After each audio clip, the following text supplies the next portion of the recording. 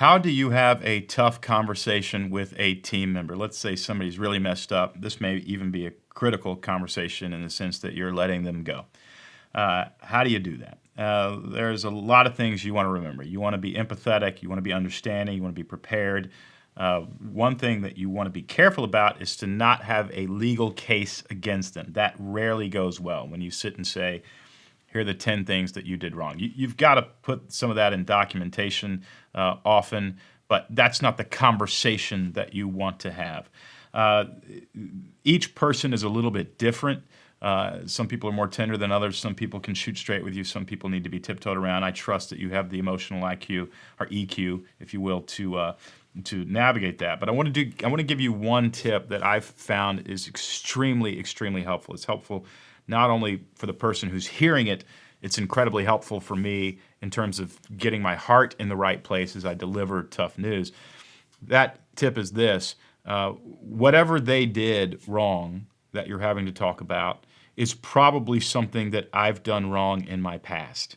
If it isn't something that I've done wrong in my past as my career developed, it's probably something that somebody I know has done wrong. And the key is you want to mine yourself or your history for that story, because you want to say, listen, I know you're in this situation, but I remember 20 years ago did the exact same thing.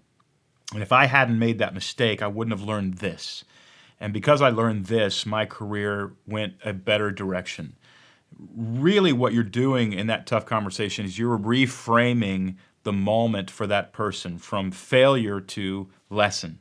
It's not going to be easy. It's not a nice conversation. They're not going to walk away going, boy, that was the best way I've ever been fired. I can't believe how happy I am that I've been fired.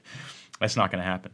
But what you're stopping, hopefully, is this downward spiral that this person is probably going to leave and just really, they are going to kick you around or they're going to kick themselves around, and neither one is good.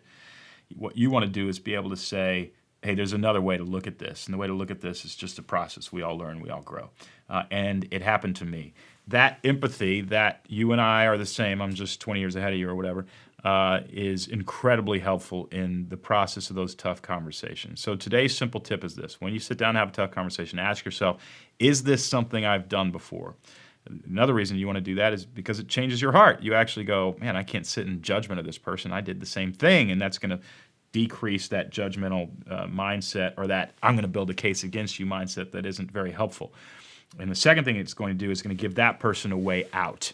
They're going to realize my identity is not wrapped up in this mistake. In fact, my identity can improve, get better, get stronger if I learn from this. So today's simple tip: ask yourself, have I ever been in this situation? Then talk about that story to the person that you're having a conversation with during this tough moment. It's going to create a bond between you, and they're going to take the hard news much, much better, and hopefully learn from it and get better.